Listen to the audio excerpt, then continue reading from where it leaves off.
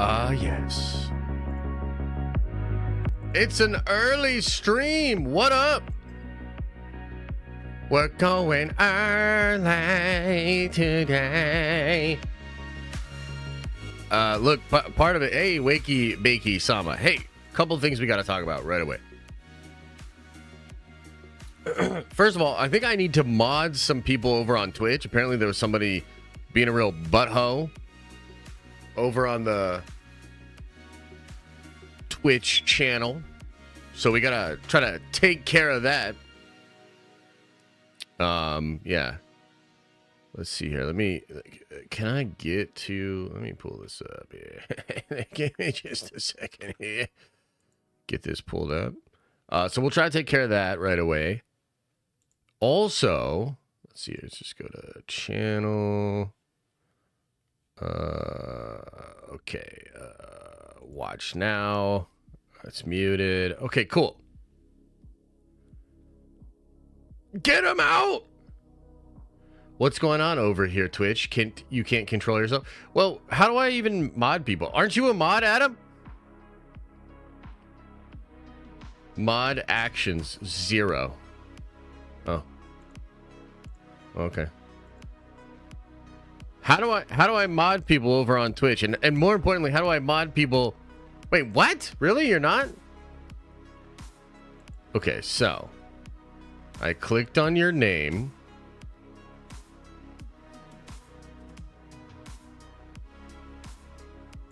Is there a, like, what the fuck?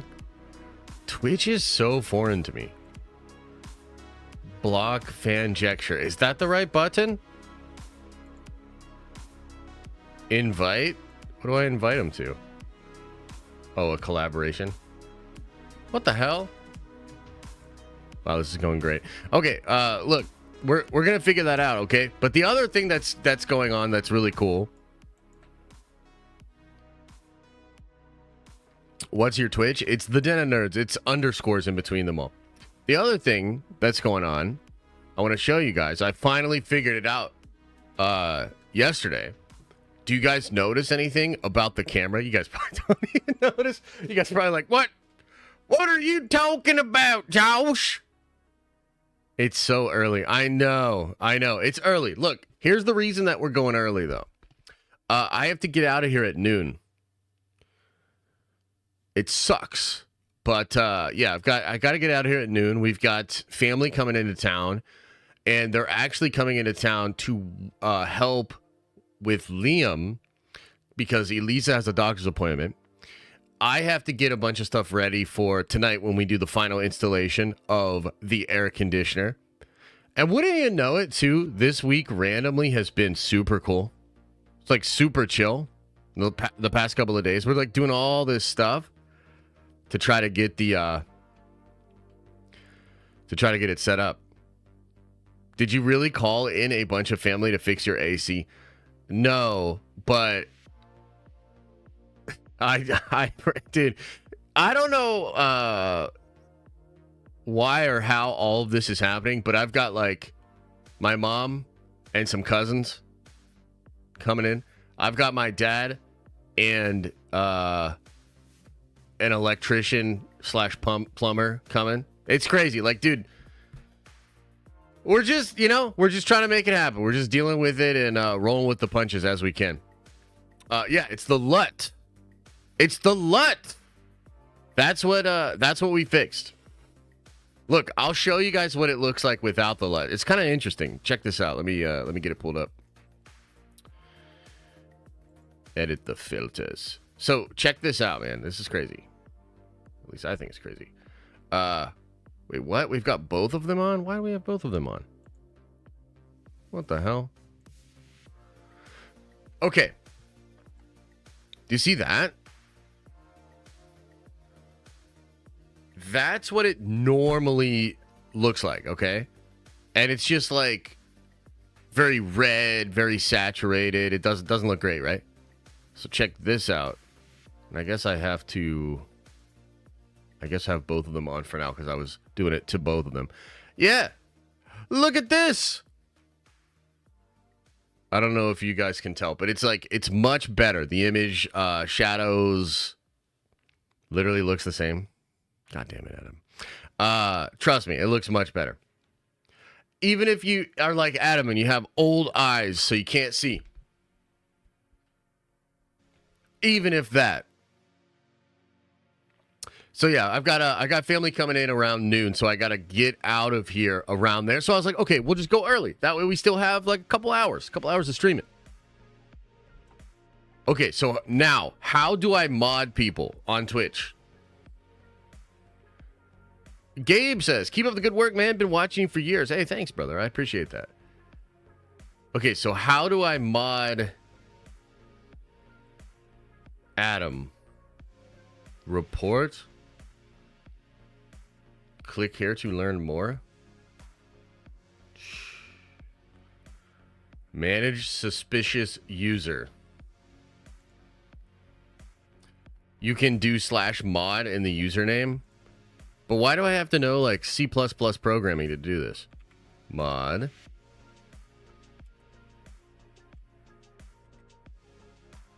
What's your username? Is it just Fanjecture?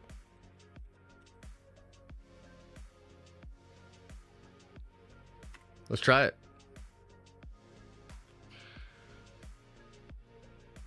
Mod Old Dirty. I can mod you, bro.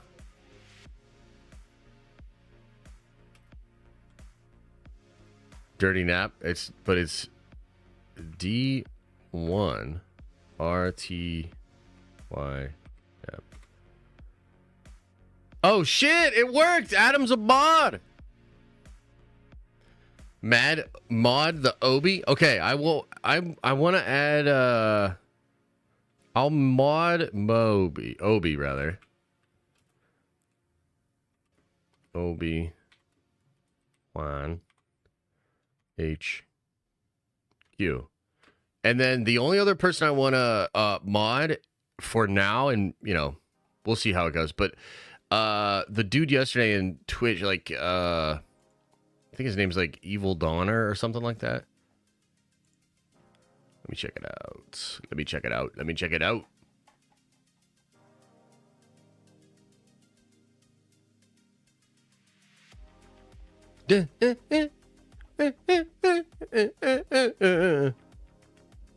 Where is he at? Yeah, Evil Donner 777. But I think on Twitch he's...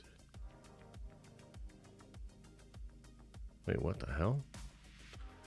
Yeah, if you see that guy on Twitch, let me know, guys. Let me know. Because I want to mod him because he was chatting it up with us yesterday. Woo! Accolade has better lighting. What the hell? What the hell, Lady Boda?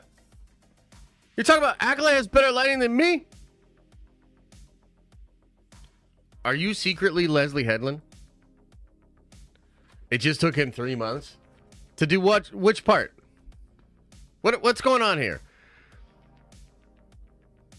What the hell? Accolade LUTs are tight.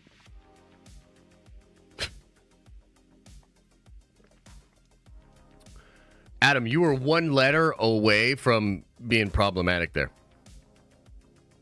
Think about it. And if you can think of the letter, I'll give you some more mod privileges or something. Hey, officially a Nerd Venger. Appreciate it. Thank you so much.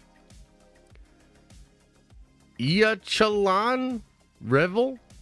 Oh, he got it. It's S. See? I knew it. Cancel him. Cancel him, chat. Get his ass out of here. Get his ass canceled. Jared says, yo, love your content. You are great at breaking things down, but your comic is mid. It starts off with a bang and falls off really quickly. Stick to talk. Well, first of all, I appreciate it. Second of all, I'm sorry that the comic wasn't for you. Luckily, I've gotten a lot of positive feedback on it, so I'm going to keep making the comic. But, dude, you don't have to read it, and I'll still be here chilling. So I appreciate it. It's also your first super chat, so that's a little sus, too. But either way, I appreciate the support. I appreciate the $5. What's the name of your off-screen assistant back in the day? That would be Chet. That would be Chet. And yeah, he's still around. He's still around. He's still doing his thing. Actually, I've been working on comics all morning. I woke up super early today. I woke up at like 6 a.m. And I've been working on a lot of stuff. A lot of Unity stuff. Some manga stuff. Hell yeah. Got a lot of cool stuff going on with all that. I think that's probably the same guy, Jared. And let's see. They've got a thing coming. They obviously don't have it yet. But you know how they have chat logs on Twitch? He was here before arguing about Jedi. You can. You just looked it up. Yeah, I don't think I have it yet, though. If there's a way to do it, let me know. But they're going to have soon chat logs. So, like, when somebody like Jared comes in, I can, like, look at their chat log and be like, is this motherfucker for real? Click his name. Yeah, I click it. All I have is report, remove, put in timeout, hide user on channel, and add as mod. So I don't have that option yet. I've seen other streamers do it, though. So I know it's a thing that's coming. Yeah, there's no channel activity for me, but soon we will. Look, either way, dude, honestly appreciate it, dude. Like, I really don't care. The amount of positivity and the amount of people that absolutely were blown away by Unity is so high. I think I've literally had 3 individuals ever say anything like seriously bad about it. And I kind of think they're all this fucking guy, to be honest with you. Like, I think it's all this guy that just keeps making new accounts. So yeah, I'm pretty much unbothered. But it will be cool to have chat logs and stuff because you know, that's just a thing. Like, people, they'll like ban evade or make a new account and try to troll. Like, it's all good. My main criticism is there isn't enough nudity in Unity. Wait, what? DM'd it to me? I'm telling you, I don't have it, man. Unless... Okay, I'll look at your DM, but I don't think I don't think I have it.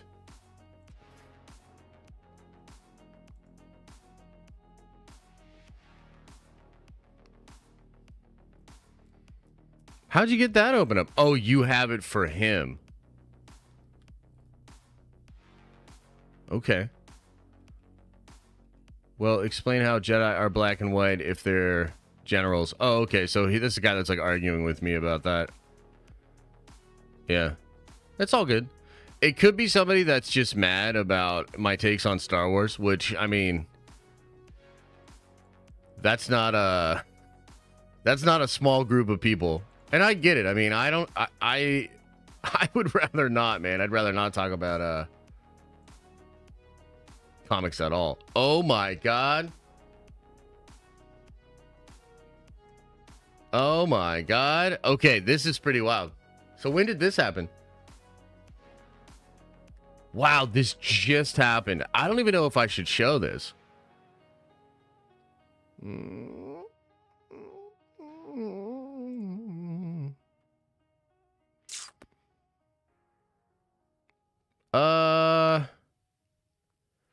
Should we risk it? Yeah, fuck it, man. Let's risk it. Okay, so this is actually pretty wild. This is actually pretty wild. Okay, so fuck it, man. Here we go.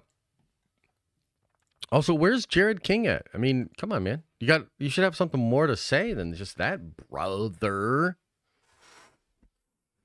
Or did you just like drop some hate and then like? Okay, so check this out. We're going to get right into this because the nerdy gods have blessed us.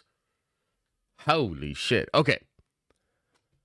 So right now, everybody's trying to figure out the answer to the same question. Who the fuck is Giancarlo Esposito going to be playing in the MCU, right? And we've been on sort of a roller coaster ride with regards to who he's playing. And just now, as we started the stream, I got to show you guys this. This is crazy. We're gonna risk the wrath of set photographers and people like that. So check this out. This is what he actually looks like in the movie. This is Giancarlo Esposito on the set of Captain America: Brave New World. So let's just let that sink in a little bit. Let that sink in. It actually doesn't change anything that I was going to talk about today, because I think I actually know who this character is, and I think I know what they are planning. Yeah. So let's just get a couple things out of the way here. Wow, very interesting take on MCU Doctor Doom. That's pretty interesting. Holy shit. So wild. Just comment number 2. Brilliant, awesome, and brilliant Magneto. Very cool. Very cool. That's it. Hey, look, it might be a stunt double. Oh, it's his stunt double. That's what they say. Okay, so this is apparently his stunt double. So he's doing stunts? What the fuck? This fucking guy's doing stunts? Okay, anyway. It says in the caption it's his stunt double, okay? But this is the character. Now, all jokes aside, this is obviously not Magneto or Doctor Doom or Norman Osborn. So, look, Charles Murphy was right when he was talking about that. I want to show you guys something else that's really funny, because now we can kind of do this, which is interesting. Oh man, let me see if I can. This right here is a sketch. Can you guys see this? This is a sketch from Atlanta Filmmaking. Okay, and Atlanta Filmmaking is like a Scooper Insider kind of account. Now, literally, until about 20 minutes ago, actually, it's less than that. This is like fresh, like hot off the press. Less than 10 minutes ago, the set photo of the actual character or his stunt double has surfaced. Okay, so this was all we were going off this morning. I sent this to Rob. We were like talking about it this morning and stuff. And Rob's first reaction was like, bro, I have no idea. That's fucking terrible, right? And yeah, it is pretty bad. But, look, I'm not going to dog Atlanta Filmmaking for doing a horrible ass drawing, because he actually gave me, I think, all the clues that I needed to figure out who this guy is. Okay. So also, chat, let me know. Like, what do you think of this guy? And this, are they pretty close? Are they pretty close? The one thing that's missing is the jacket, and dare I say, I think it's going to be a white medical jacket. Yes, queen. Okay. So, due to this leak and due to this drawing here, do any of you guys know who this character is? Jacket or cape? I think it's a jacket. Yeah. I don't think it's no, it's not Mephisto. No. So Rob was right. I think Rob did say who it could be yesterday. Rob was kind of rattling off a bunch of things. No, it's not Steve Urkel. Okay. So who I think this is Abraham Cornelius. That's who I think this character is. Okay. Now, I'm on the MarvelFandom.com wiki right now. Let's read through this wiki, and then let me explain why I think this is who it is. And also, like, look, part of me is like fucking let down, right? Because I'm like, dude, Dr. Doom, Magneto, Norman Osborn, Abraham Cornelius, the fuck? You're like, look, not as cool. Frankly, not as cool. But one of the things that's kind of cool about this is that this actually, what this potentially sets up is legitimately awesome, because it sets up potentially Weapon X. That is the show.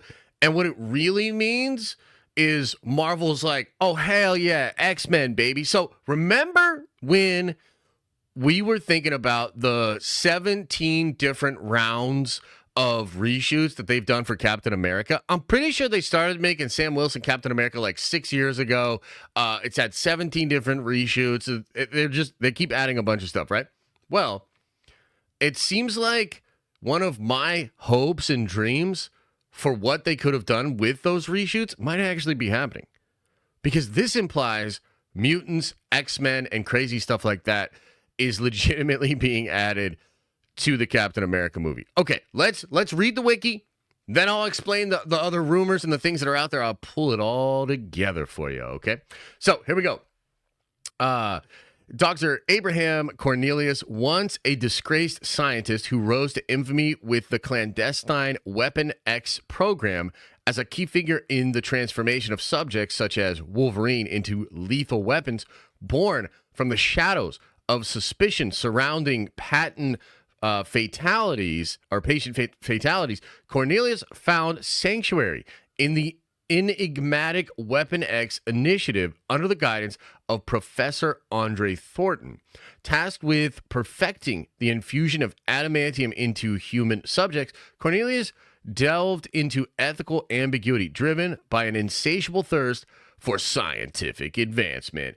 Within the confines of Weapon X, Cornelius and his colleague, Dr. Carol Hines, meticulously honed the process, culminating in the fusion of Logan's skeleton with adamantium. Despite initial success, Logan's rebellion shattered the illusion of control, leaving Cornelius grappling with the consequences of his ambition. His legacy is one marked by manipulation, experimentation, and the creation of formidable adversaries. Omega Red, a Russian super soldier seeking power through resurrection, caught in the conflicts involving Wolverine and the X-Men, Dr. Cornelius met his end at the hands of Maverick. Dr. Cornelius, presumed deceased, resurfaced, suspected by Wolverine of resurrecting Weapon X. Amidst Major Sharp's allegiance to the revamped Weapon X program remained unclear. Cornelius claimed to have enhanced Sharp to surpass Wolverine, yet Wolverine outsmarted him using a glass barrier to incapacitate Sharp, seemingly ending his life. Okay, so you've got him going to the Weapon X facility in Alberta, Canada, paired with Dr. Carol Hines, perfect the process of adamantium, okay? Scoped out various candidates, including future prominents Charles Xavier and Eric Linscher. They found the perfect candidate in Logan, member of Team X. He also took on an assistant named John Sublime. Okay, so this is the guy that is creating or helping to create Weapon X. And he helps to put the adamantium on the bones of Logan, okay? There are also, like, other versions of him. Like, is this the one? Yeah. So look at all these comic versions of him right here. And I think you'll see that even though there are different versions of him throughout the years, they all kind of have a similar look, right? They all kind of have the glasses, and so in some cases he looks a little bit more professional than others. This one right here, like with the lab coat, a suit, a lab coat, but he's always like wearing those crazy glasses. Okay, so why do I think this is the character, and what do I think Marvel is cooking? Well, it has to do with the plot or aspects of the plot of Brave New World. So Brave New World is absolutely about adamantium, and it's about the Celestial that cracks open at the end of the Eternals that's just chilling there, okay? And that island is said to be, they might just call it Tiamat Island. Some people called it, like, I remember somebody was calling it Genosha at one time. Somebody said, oh, this is now the Savage Land. There were like a lot of different things that people were referring to this island as. I think it's just going to be called Tiamat Island.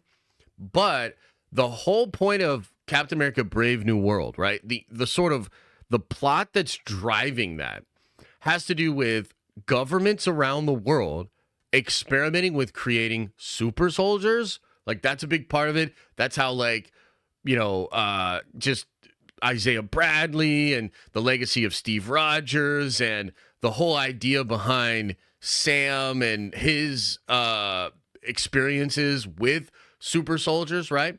Red Hulk himself likely created via some kind of super soldier serum program thing.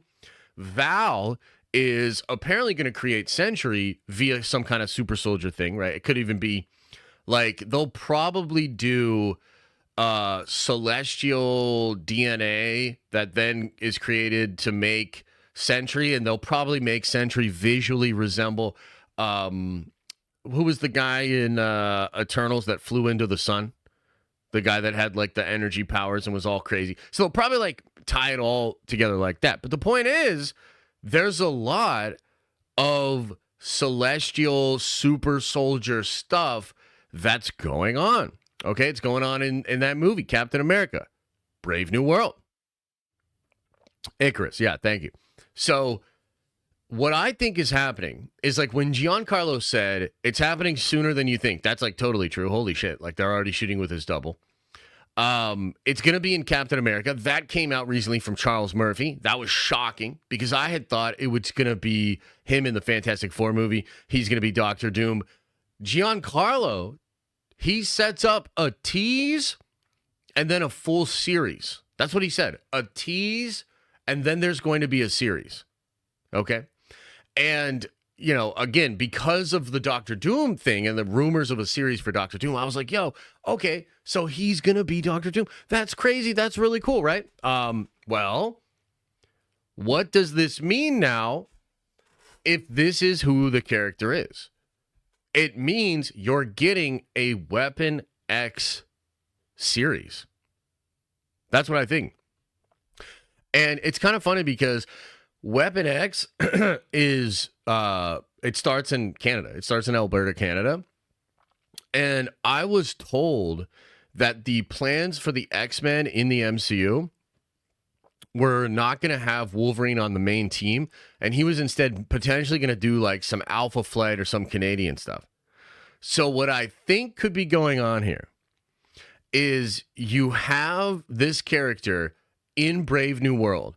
And we know the plot of Brave New World is like governments and like authoritarian control versus Sam and him wanting to have like his own, push back against that sort of stuff, his own Avengers, if you will. And a big part of the plot's going to be like the shadow governments trying to get adamantium, trying to build up their own super soldiers, and Sam wanting to fight against that and wanting to create his own version of the Avengers to sort of be a check and a balance to that. Okay? So, as this is going on, you've got this figure in Giancarlo, who again, I think is going to be Abraham. And this doctor will likely be involved with it, maybe be working for multiple groups because he's supposed to be like an agent of chaos, right? He could represent a different branch of the government that's already working on Weapon X, and they'll sort of tease this out, right? That's what he said, tease. So if he's just kind of like in the movie sporadically, and then they tease that he's going to be involved with Weapon X, then bam, you get a Weapon X series. Now, that is potentially one of the coolest things I've ever heard rumored for Marvel, because Weapon X combines mutants, super soldiers, adamantium, vibranium, like all sorts of crazy stuff. Like Weapon X is potentially very, very fun. And can you imagine a series with Giancarlo Esposito being one of the main scientist type dudes in a streaming show, which is going to oversee the creation of multiple super soldiers? I mean, that's absolutely nuts. Let's look up Weapon X right now. Let's look up Weapon X right now and let's see, like, who are these people? Who are these characters? And how could we see them actually doing this? Let's check this out. Boom. Weapon X. Let's just get down to the peoples, right? Does it have the... Why doesn't it just have like the versions of them? Okay. Former mutant... Oh, Jesus. Like what? Just tell me the people. The director. Department K. Weapons of mutant destruction. Where's just like the members? Okay, here we go.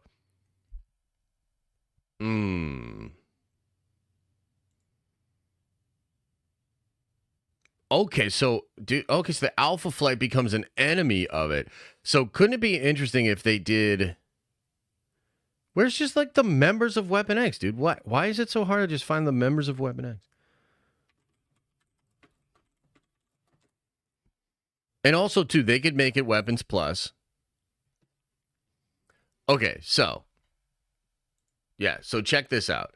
So you've got Wolverine. I believe he's like the first one. Then you have Sabretooth. You have Deadpool, Maverick, Mesmero, Silver Fox, Wraith, Marrow, Agent Zero, Wild Child, Sauron. Oh my God, yes, they make Sauron from Weapon X. I totally forgot about that. By the way, look at this crazy picture of Agent Zero. He kind of looks like the Giancarlo character, too. I mean, I don't think that's who he is, but check that out. It's kind of cool. All right. You have, Dr. Hines, Dr. Cornelius. Yeah, so they're key members there. But, I mean, you've got Sauron, you've got Sabretooth, you've got Wolverine, you potentially have Deadpool as well, Maverick, Silver Fox, a ton of different characters there. Marvel can, of course, change it however they want, right? But you could be looking at a actual show, a streaming show, where they're making super soldiers, potentially testing them in the field, potentially losing track of some of them as well. What does that kind of sound like to you guys? Like, is there maybe another show that's out there that kind of sounds similar to this? What do you think?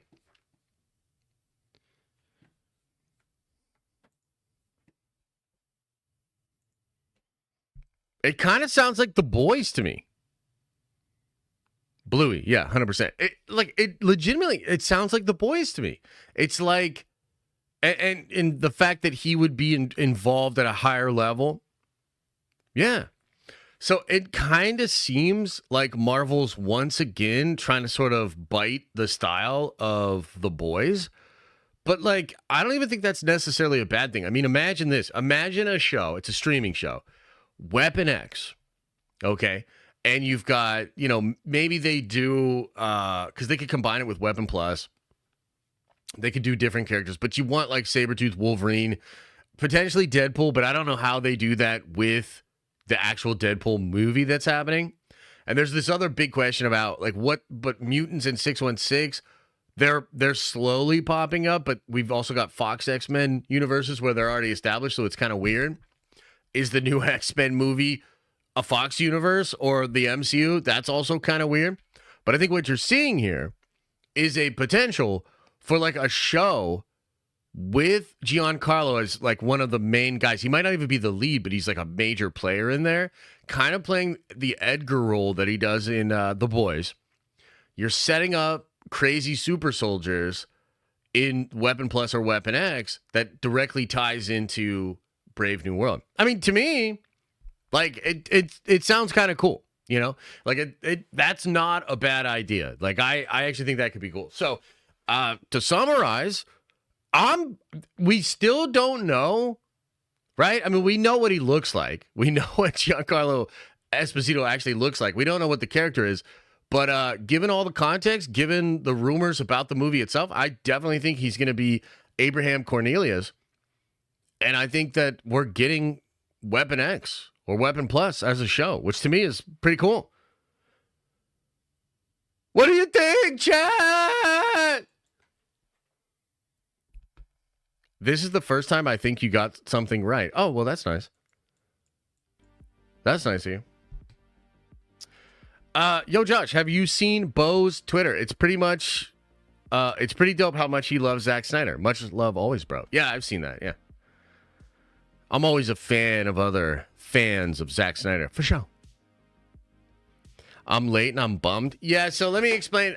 We went early today. Again, I am sorry. I apologize to the people that missed some of the stream. But I have to get out here at noon today. So I have to get out of here at noon. Got family coming into town. I've got a bunch of stuff to prepare to finalize the installation here. Okay? So we just got a lot of stuff going on. And I'm sorry about the stuff that's going on. Okay, so let's talk about it a little bit, chat. What do you think? Questions, comments, concerns? D Stone says, honestly, I hate it. Tell me more. Why do you hate it? You just don't like it? You give me more. Give me more. The Geek Supreme says, if they did Weapon X show, I could almost guarantee we won't get Wolverine till like a post-credit scene for season 1. And to be honest, if it's done right, I wouldn't hate it. Then have some season 2 be Omega Red versus Wolverine. Dude, yeah, that would be sick. The issue is, though, I think this would be a great way to introduce your new Wolverine. Like, there's so much going on with Marvel right now, and I'm honestly confused. Like, I set stuff up, and I hear rumors, and we hear leaks, and we talk to people, and we build models of like what we think is going on. But like, bro, like, I don't really know. Like, I still don't understand. Like, here's one of my kind of hangups here. I don't love the idea of building up Mutants and X-Men in 616 while also building up Mutants and X-Men in a different universe, and then in a soft reboot, like, you just mash them together. And some of the stuff over here happened, and some of the stuff over here happened. It just seems kind of silly, right? Evil Diner! I gotta mod you, bro. I gotta mod you. Okay. Mod. Wait, where's he at? The hell? Okay. I can't believe I'm giving mod power to a guy named Evil Diner 666, but you know what? I'm doing it because he brought some cool stuff up to me. Wait, did I put a period there? Did that work?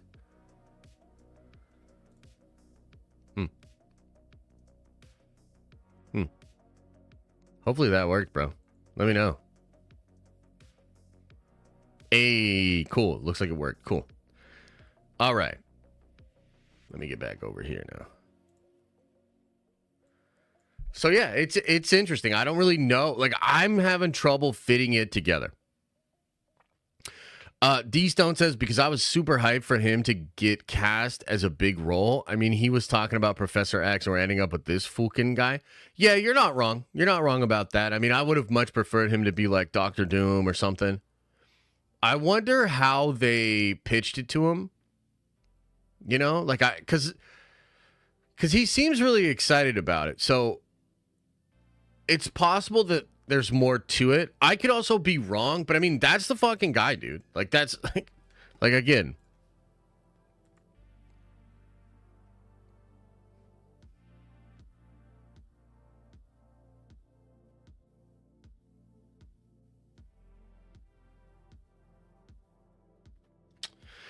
So Giancarlo seemed really hyped up to go to work and be this fucking guy. You know what I mean? So it's like, why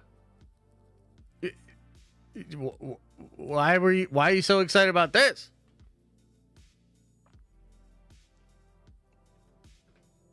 You know what I mean? Like, why? Excuse me. And to me, like, the only way you can be excited about this is if they've promised you some really cool stuff, right? So they might have went to him and been like, okay, so we want you to be a scientist.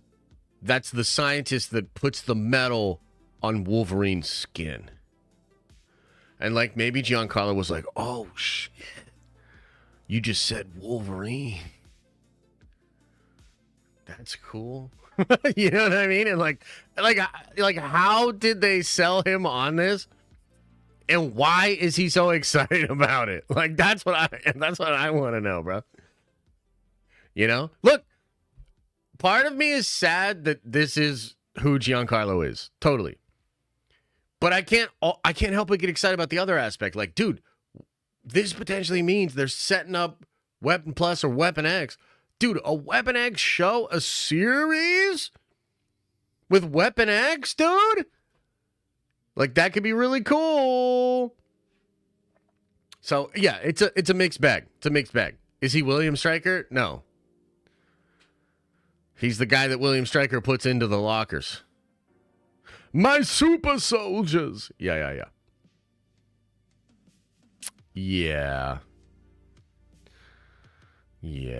No, he's not. Well, we don't know who he is, right? But I think he's this guy. I think he's Abraham Cornelius. That's who I think he is. Is it possible he makes it one of the best characters? Who knows? Dude can act. Oh, yeah. No, he's going to kill it. I mean, that's one of the other things he said, right? Which, by the way, you know what else is kind of interesting? Look at this. Look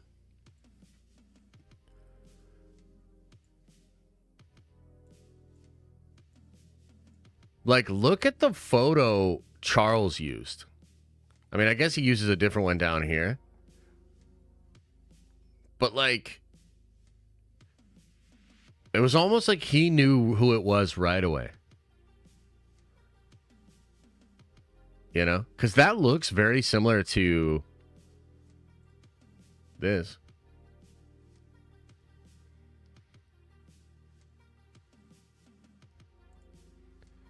Yeah. Would you rather have Weapon X show versus Doom show? Oh, Doom show for sure. But I mean, Weapon X is awesome. Weapon X could be I think the Weapon X show has the potential to be their best show or one of their best shows. Because it's a show about a secret government operation where that ends up creating Wolverine, Sabretooth, Deadpool, and others. I mean, it's a cool setup. You know what I mean? It's a cool setup. No kill switch required. I mean, no kill switch right now, but we'll have one for the Acolyte. Yeah. If it's not their best show, then it's a waste of his talent. So does this hint that the X-Men aren't already here? Yeah, I think it probably means the X-Men are not established yet. Yeah. Yeah. Acolyte. Oh boy, yeah. We don't even have to talk about it. We don't even have to talk about it. Yeah, Weapon Plus could be cool. They can combine them. Look, Marvel, the MCU does things a bit differently. So it's possible whatever they're doing with this version of the character is way different. But I think generally that's what it is. I think this is who he is.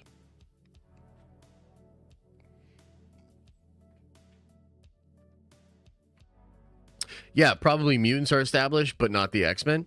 Yeah, because I think if you look at what they're doing with the X-Men in Marvel right now, they play the little riff on Kamala Khan, and they're really trying to make Kamala a part of the X-Men, and that's a whole thing. You know, they don't even play that for Namor, which is kind of weird and interesting, but he's a mutant as well. And then Charles Xavier, of course, in Multiverse of Madness, where they play that song as well. So they're setting up the mutants and they're playing the X-Men riff in the material. But yeah, there's obviously no X-Men right now. I mean, it's wild because Kamala is now going to be Young Avengers person, doing Young Avengers stuff. Yeah. Kamala Harris? No. Kamala Khan. Iman Vellani. Yeah. When is Giancarlo? Why is Giancarlo? Yeah. Yeah. I mean, dude, it is. I trust me, I get it. When I first saw this picture pop up, and I was like, "Oh my god, is this real?" Yeah, you have Giancarlo, and he's at first he's teasing Professor X and stuff like that, right? And then, like, there's some stuff about, like, Doctor Doom and, bigger roles and things of that nature. And he's, like, teasing all this stuff out. And then, like, you look at this guy, and you're just like, oh, my God, bro. Like, no, it cannot be. Giancarlo, no, it cannot be. All right, should we tweet about this? Here, I'm going to save that. Let's get a Abraham Cornelius picture here. What the hell? How come I can't open image? Okay, cool. Okay. Should we tweet about this?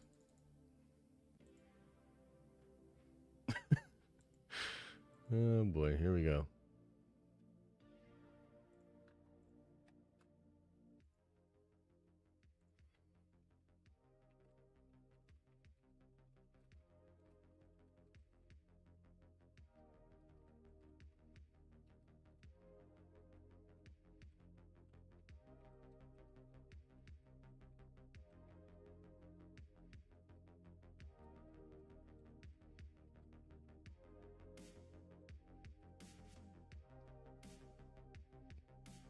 That's the tweet.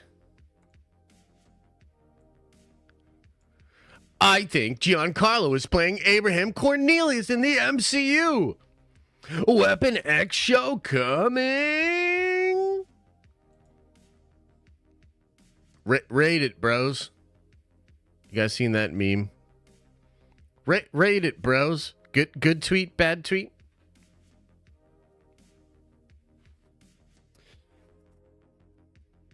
Only if you give Comics Explained some credit. I mean, look, I'm going to talk to Rob about it for sure. I want to know what he thinks. When I showed him the picture this morning, you want to know what he told me? Oh, man. He said, this looks like a modified version of U.S. Agent. So, was Rob technically right? Yeah, probably. I mean, we still don't know.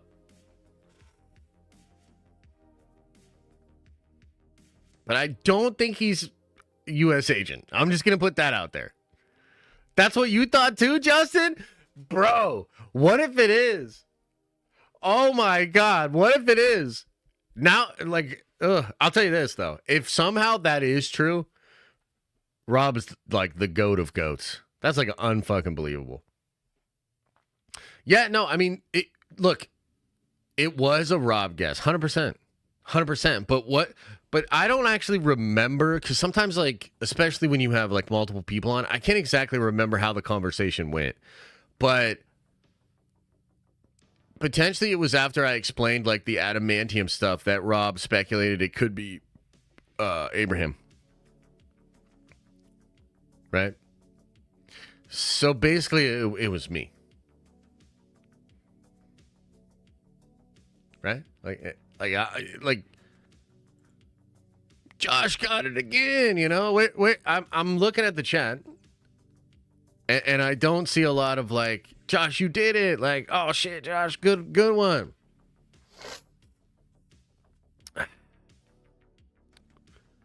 I'm hoping it's Mr. Sinister. I mean, does that look like Mr. Sinister to you?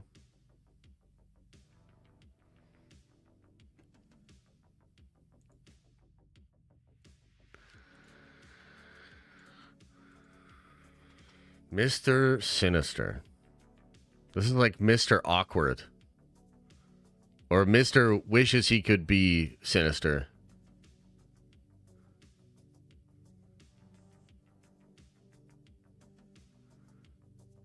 Do you think it's Stryker? Is this potentially Stryker? But why would he be doing stunts? I mean, that's an... here's... You know what I'll tell you? I don't think he is. I think they're shooting him in some scenes as a body double. Maybe some background shots. Maybe some coming around the corner. Some B-roll. Some behind him when he's doing this, that, second, and the third. I don't think he is doing stunts. Unless, like, he's in a building that explodes because Hulk tears it apart or something like that. I want him to be Stryker.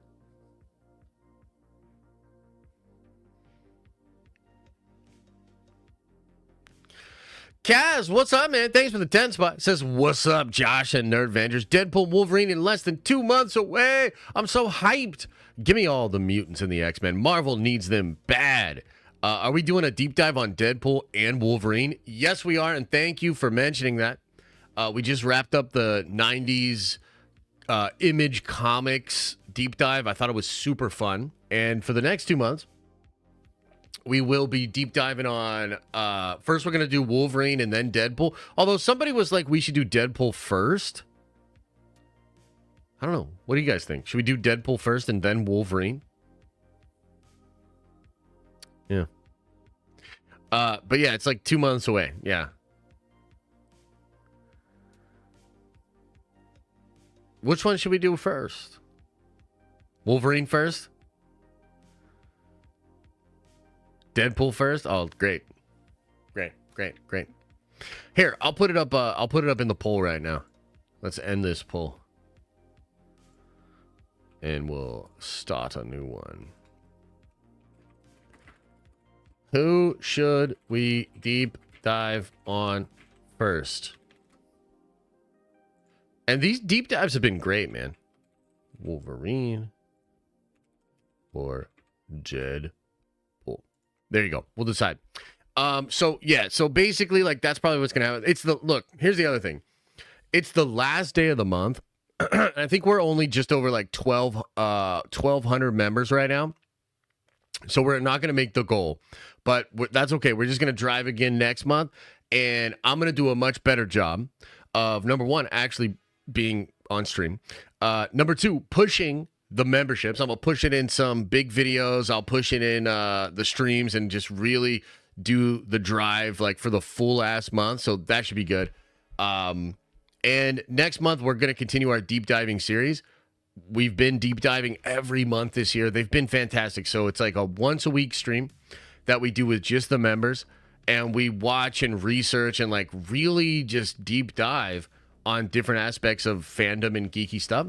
And they've been fantastic. I'm learning a lot. You guys seem to love it, and you've been learning a lot. So next month, depending on how you guys vote here, we'll do. Look at this. It's like it's almost neck and neck. There's no science. There's no science to it. You know what I mean? But I will say this. Even though we didn't hit the goal, it was still incredible. The support was like nuts. Like, you guys definitely helped us out a lot this month. So I really appreciate it. And I think with our combined efforts, we can get there next month. I'm playing around with like a subathon idea. I just don't know what I would do. And I don't know when I could like figure out the time and allocate to try to do like a subathon or a member-a-thon. Because I can't just I can't just tell my pregnant wife and our other son, like, hey, you guys go, fuck off for a couple weeks, or whatever. So we'll have to figure it out. But yeah, I really appreciate the support. It was a good month. It's a good month, man. Thank you guys. And let's see here. Rossi, thanks for gifting a membership. Appreciate you. Griff, thanks for gifting another one. The Sink Lord says, I'd love to see Bryan Cranston as Mr. Sinister. Yeah, that could work. He apparently is in talks, right? JJ Lemon, thanks for gifting a membership. Appreciate you. A 12-hour marathon. Nude calendar photo shoot subathon. Jesus Christ. Jesus Christ. Yeah. He's already the other son. Well, I mean, he's the first one, So, Bryan Cranston is too old. At 10K subs, OnlyFans nude stream. Okay, done. Done deal. 100%. I'll do it. For science? I don't know. Okay, there's one other thing I really wanted to get into today, and then maybe we'll watch some videos or just kick it. Like I said, unfortunately, I got to get out of here a little bit early today. That's why I went early. Let me see. Okay,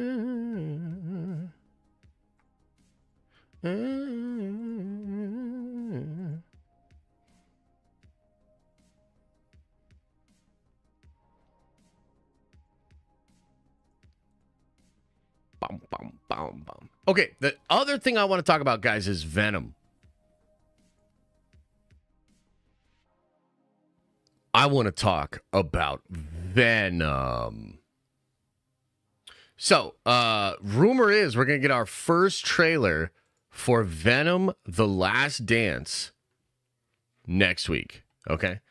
And I mean, it's cool, and I'm excited. Like, what do you guys think? Like, how are you guys feeling about Venom and the third Venom movie? Terrible title? Yeah, it's not the best. You know, I won't lie. It's not the best. Are they still doing that weird thing where he saves Kid Peter? Yeah, well, I want to talk about that. Let's see here. Let me, because Chris from 3C Films, I want to, shout out to Chris, and I want to react to his video. Because he covered this the other day. And I wanna watch this with you guys. Now, look, the reality is here, this leak is like over a year old, maybe even longer. This leak could be like 2 years old. Okay, but apparently, and C-Dub, thanks for gifting a membership, Rossi, appreciate you. He was talking about this on his channel just a couple of days ago because some people hit him up and told him that this was real.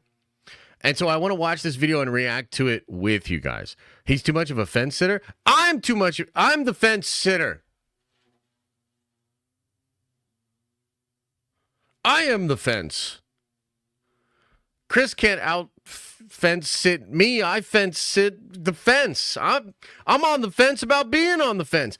Thank you. Andreas, thanks for gifting a membership. Tim O'Brien, thanks so much for gifting a membership. I appreciate it, man. Thank you. No, you don't. What are you talking about? You guys don't think I'm a fence sitter? The hell's going on here? I thought I had this shit on lock. And now all of a sudden everybody's saying, sheesh. Okay.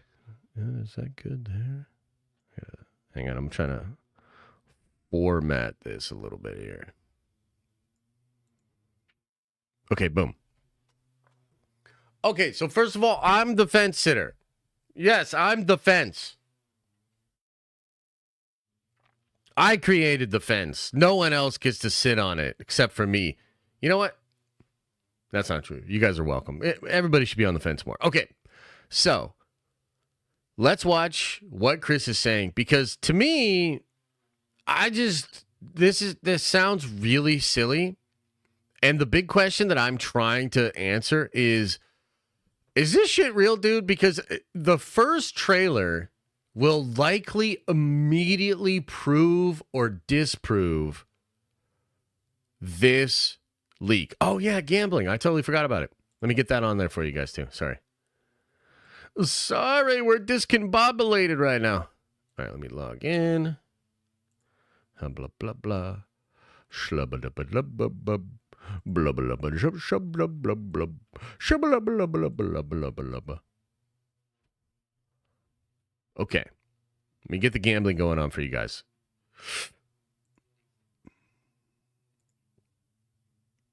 Bam. I'll drop a couple points too. Why does it say loyalty is new? Wait, what's this? Settings are new.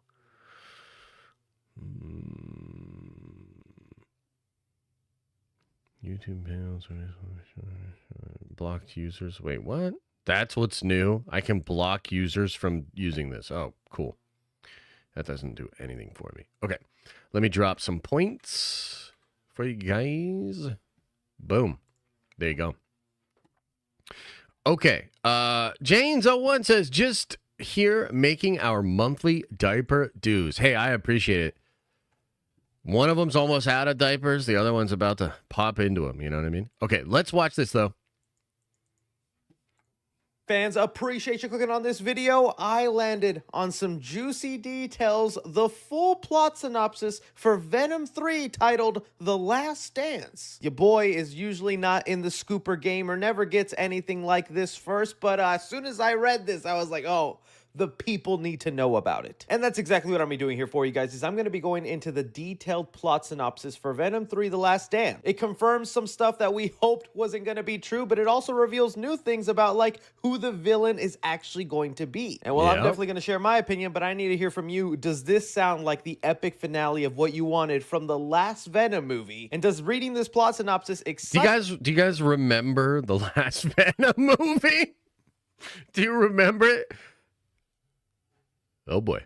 you or bring you down on wanting to watch the movie? All right, so just jumping into it here, a little context about how I received this. You know, I am not in the scooper game and I do not have any insider sources. Just a regular guy. Me neither.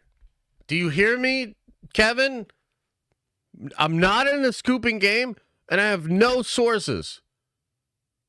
Because you murdered them all. Okay, let's keep going. Screaming at a camera, making YouTube videos. But every now and then, I'll have a generous fan who gets a hold of some information and goes, hey, Chris, I like you. Here's this. Enjoy. Where the information is coming from is a survey for upcoming movies. This has become a popular way for leaks to recently come out. If you remember, I did a video on the Five Nights at Freddy's movie before we knew anything about it. A plot surfaced online that came from a movie survey website. The point of these is just kind of gauge general excitement for an upcoming movie, so they provide them with a really detailed plot and then ask them from a scale to 1 to 5, how excited does this plot sound to you? So that's where this information is coming from, a fan who wants to remain late. Now, again, I'm just not sure about that because this was out on like 4chan and Reddit like a year ago, a year and a half ago. So could it potentially have come from like a survey like that? Sure. Now the one thing that Chris did not say here, and I wish he had said this, but it's fine because like we're gonna find out next week probably if it's true. But is this the same person that reached out with the Five Nights at Freddy's thing? Because it seems like the Five Nights at Freddy's thing was true. If this was the same person, then we'd be like, oh shit, this is probably accurate. But this was out on Twitter and stuff like over a year ago. And as far as I understand it, this is the exact same plot that was in that other leak, right? So is this somebody just pretending because Chris covered this other one, now he's pretending to also have access to this one or something like that? I'm not really sure.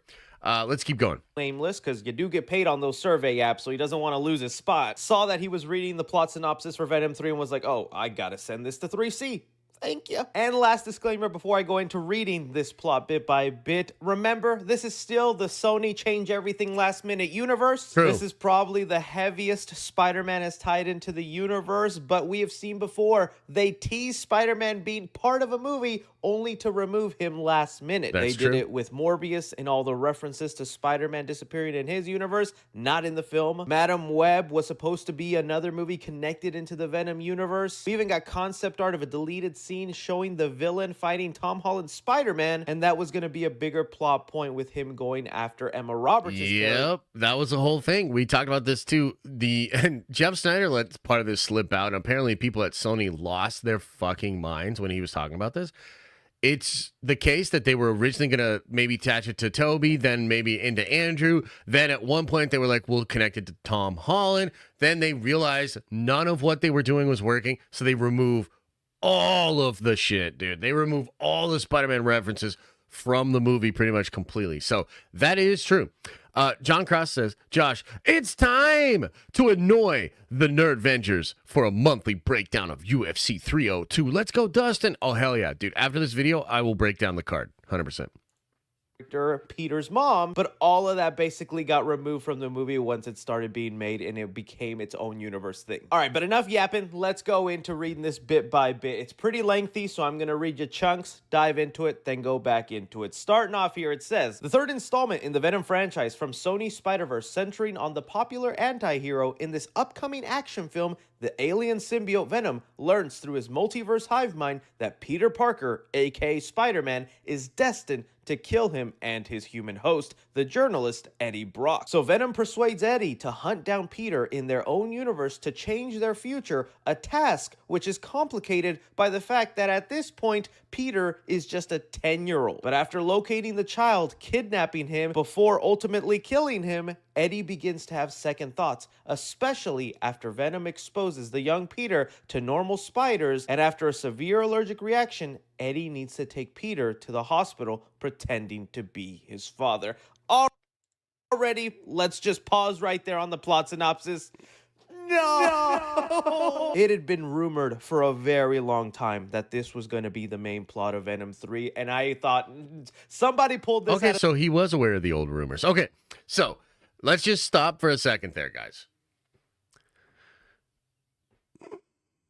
What are your thoughts? What are your thoughts, chat? So, to be clear,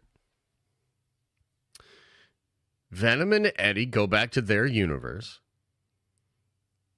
They have a vision, or Venom understands that Peter Parker is destined to kill them. Yeah. And so, they decide they're going to kill the young Peter Parker, or just Peter Parker, so that they live. Like, I already have so many issues with this. Like, what? So they just, here's, man, this is kind of getting to that point where I was at yesterday when you guys asked me about the Kathleen Kennedy comments, where it's like, I feel like I don't even want to start talking about it because it's just going to become super toxic and I'm just going to complain like a lot. But how does this tie in to Eddie and Venom kind of becoming more heroic, going into the MCU, seeing all these other like spider villains and people, and then saying, I need to go talk to this Spider-Man, and then getting sucked back into their universe. And then like all out of nowhere, Venom's just going to be like, oh yeah, by the way, Spider-Man kills us in our universe, so we've got to go kill him before he kills us? Like, how is that a thing? And how is Eddie going to go, like, why would Eddie agree to that? Like, if you can explain to me how, from where the character left off, why he would even agree to that, or why this, like, it already doesn't make sense. Then you add in the fact that Peter Parker's going to be a 10-year-old kid in their universe.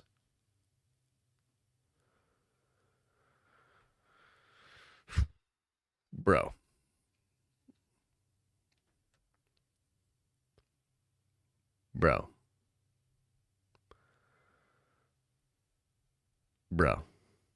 Okay, let's keep going.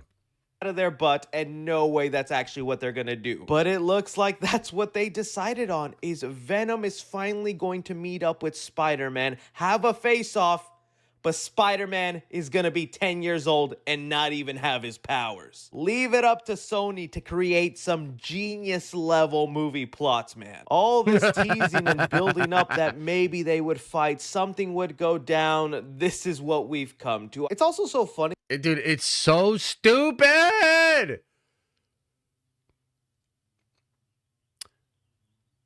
It's so fucking stupid. Dude, this is also one of the reasons why, like, I'm kind of excited about the Spider-Man noir thing, because at least it's Peter Parker. Like, it's a Spider-Man. You know what I mean? Like, yes, it's a different one. It's an Elseworld. It's a noir version, but it's Spider-Man. He's Spider-Man. That they could have easily have done the Venom versus Spider-Man story still using some of these same plot points. Because if Tom Hardy's Venom is using the hive mind of the multiverse symbiotes to know that in almost every version out there, he dies to a Spider-Man, it's probably smart to go after your universe's Spider-Man before that happens to you. Sony could have just easily have given us a teenage Peter Parker that is maybe 2 years on the job in secrecy, or like just started out 6 months in, and then have him fight Spider-Man and at least give us some showdown showdown that you've been building up. It could have even been a Tom Holland variant in the Sony universe for all we care. But it looks like Sony would rather save the Venom versus Spider-Man fight in the MCU Tom Holland movies instead of, I guess, wasting that showdown in the Venom films. But okay, that's our main basis. Now let's get into who our villains are going to be. So the plot continues on, but with the symbiote increasingly unhappy with Eddie's place as his host body, Eddie soon realizes that he has more to worry about with the appearance of a powerful new symbiote known as Toxin, an offspring with the murderous Carnage who has merged with Detective Peter Mulligan before vowing to destroy all monsters, including Venom and the young Peter Parker. And when he spawns a new group of symbiotes, including one that merges with Army Lieutenant Patricia Robertson, portrayed by Temple, who begins a new relationship with Eddie, this new deadly alien group threatens to unleash destruction on the entire city of San Francisco. Now, what the fuck, dude? Wait a minute. So they're doing Toxin, who was kind of teased at the end of the second Venom movie. It's the offspring of Carnage, and it ends up becoming that one detective. So then he's like, I want to eliminate all monsters, including 10-year-old Peter Parker?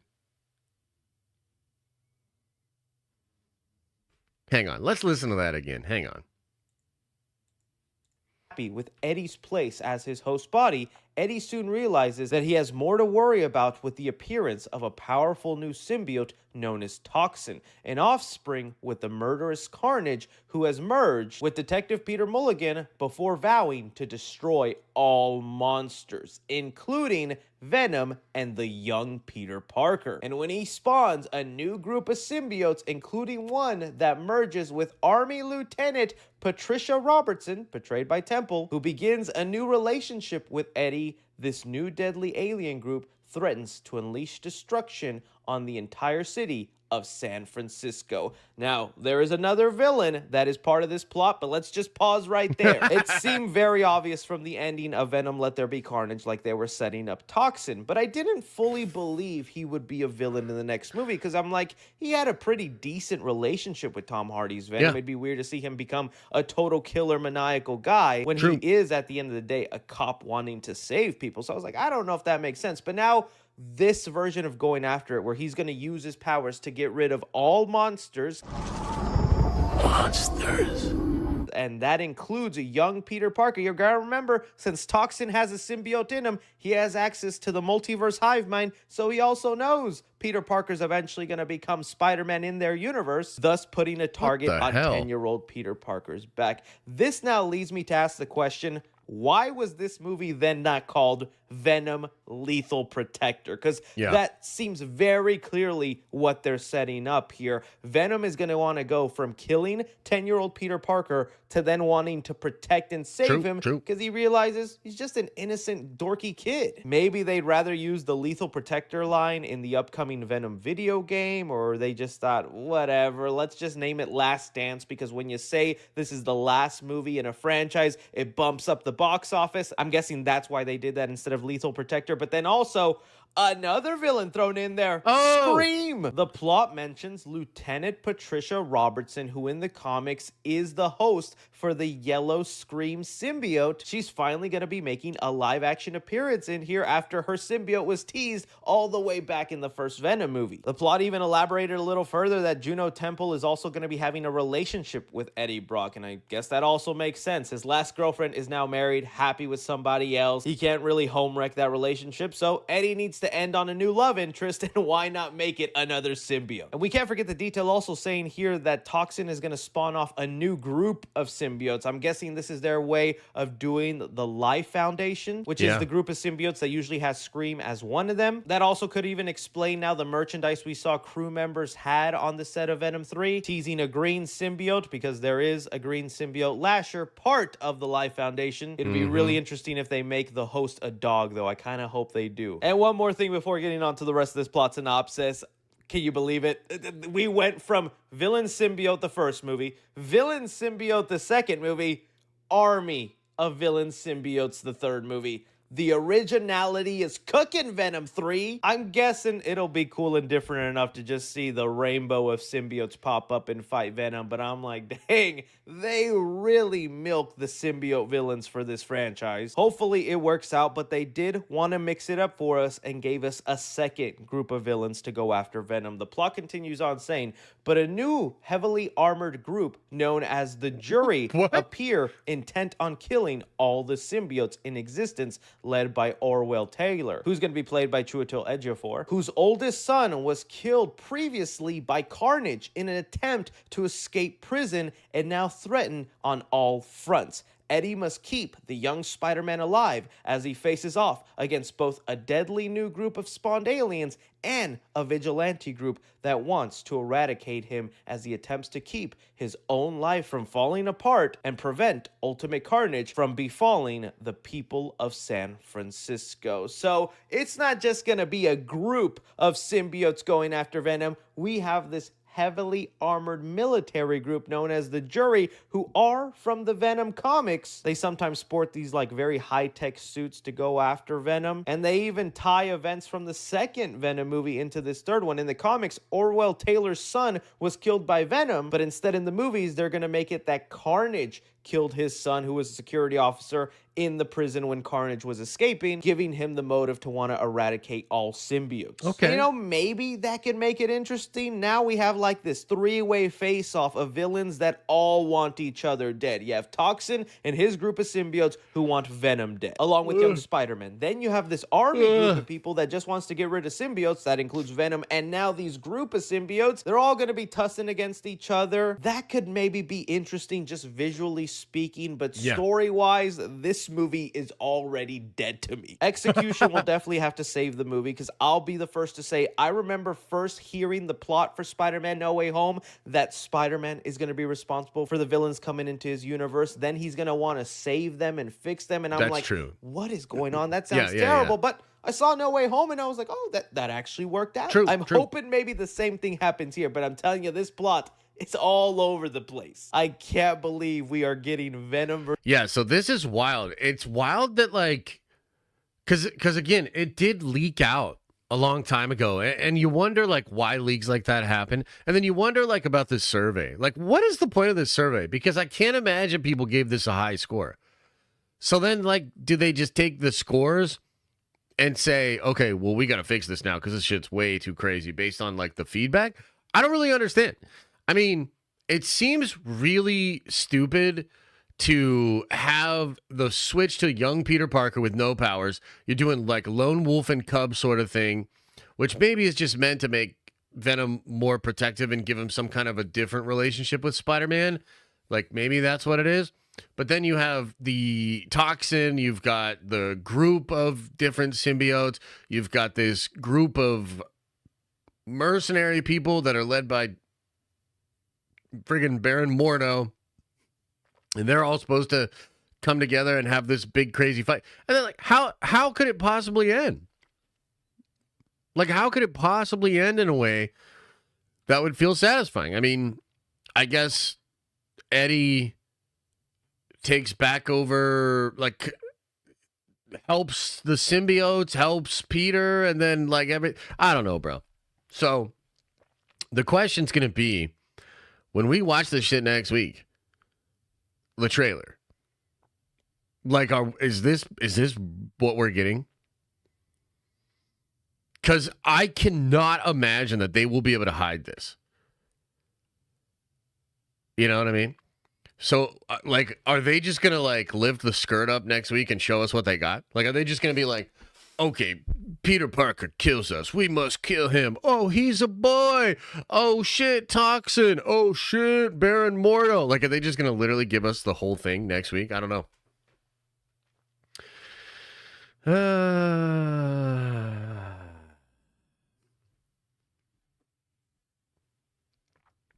Sony really seems to want to keep doing their thing, and I think they're really interested in, like, the multiverse and continuing to do multiversal stuff. But holy shit, has this whole experiment just been so bad? I mean, I think the best movie in the whole collection is probably the first Venom. And like that's not a great sign. I mean, what do you guys think? Like, because I think Venom 1's better than Venom 2. Like, the very first one is probably the best one. And the more they tried to expand it, the more they tried to tie it to things, the more they tried to make it into their own MCU, it has just fallen apart completely. I just don't know, man. And then there's like rumors of like Kraven coming into the MCU from that movie, but they delayed that movie all the way to December. I don't know, man. I feel like, and maybe they've already decided this. Like maybe Sony's already decided this, right? Maybe they just need to call it when it comes to the movies. Just be like, okay, when it comes to movies, we've got the animated thing we can do. But we're going to just drop the movie universe, let Marvel handle Sony stuff like Spider-Man stuff. Because, you know, you could do, obviously, there's a lot of Tom Holland stuff. There's a potential for a new Spider-Man in the reboot after Secret Wars. There's potential for like Miles Morales. There's a lot of interesting stuff that you could do in live action. And maybe Sony just sticks to what they're doing with Prime and what they're trying to build out there. With Spider-Man Noir, Nick Cage, and some of that stuff. Because, like I was telling you guys before, the Nick Cage thing, that's already the most exciting thing to me. Like, other than the third Spider-Verse movie, right? The Nick Cage thing, like, that actually sounds cool, man. Like, that sounds really interesting. Yeah. So, I don't know. It's a weird one.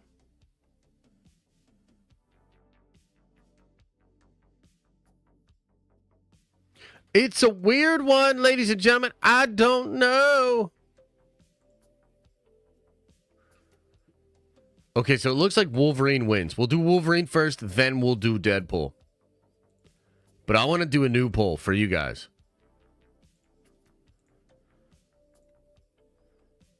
Do you think the trailer next week will prove this leak correct? What do you think? What do you think, chat?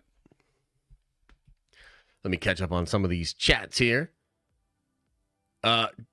John Cross says, killing young Peter could be their segue into live-action Miles Morales movie, though. It could be another break-in-canon event of the Spider-Verse. Yeah, that is, possible. There's something maybe there. But I like Miles with Peter. I always think of Peter as, like, Miles' Uncle Ben, which is part of why it works so well. So I think you need those two together for sure. Rossi says, what the F is happening, Sony? Rossi, so I take it you don't love this plot leak? Is that what you're saying? That you don't love the plot leak? Van of the Black says, how can Sony have so many garbage-ass ideas? This is a multimedia company old enough to obtain real talent. Why do they constantly mess this up? Yeah, I mean, I guess that's a good question.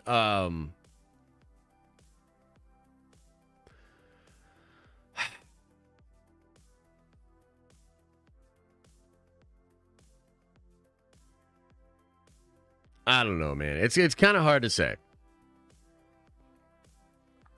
Like, why do you guys think Sony is just screwing up so bad? I mean, it's got to be what? It's got to be culture. It's got to be the way they view this stuff. I mean, a lot of people like Avi Arad, right? There's a lot of people in Hollywood that really like that guy. But he is responsible for a lot of the really weird decisions of Sony just overall. So, like, I love the 90s Spider-Man cartoon, right? But even that Peter Parker is like a buff adult version of Peter. He's not like the kid that you have in comics. That was Avi. Like I just watched this on a documentary. That was Avi's doing. And Avi actually wanted him to be even bigger. He wanted him to be like Superman level jacked. And they kind of like came to a compromise, right? So I think in some ways, like Avi and maybe some of the other older producers there, like Tom Rothman was a guy that was at Fox and now he's over at Sony. And I think some of those guys, they view like comics and the comic thing as it's just a place to pull ideas from. And then you make them into movies, and the movie, that's the best version. That it matters most the movie elements and not if you take anything from the comic stuff. So I don't know. Like maybe that's part of it. It's like that just an old school Hollywood mentality. You know, I think of it as kind of like we'll take it from here. You know, basically. Or like we were talking about yesterday with the guys, like we know better or I know better, you know? Peter says with a 5 spot, appreciate you, brother. Says, hey Josh, was watching Late Night Wars on YouTube. Was wondering if you had a fave talk showings host. Not really a nerdy question. Love the streams. My favorite talk show host was back in the day was Conan O'Brien. And when I was in high school, Conan had the late show. So he didn't even have like the first slot late show. He came in like after Leno and after people like that. I used to have to stay up till like 1 in the morning to watch Conan O'Brien. And I would do it a lot, dude. I loved Conan. His skits, courage or the insult comic dog. And the masturbating bear.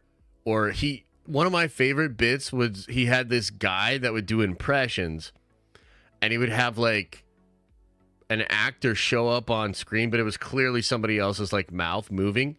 And my favorite was Arnold Schwarzenegger. He would do that a lot. So yeah.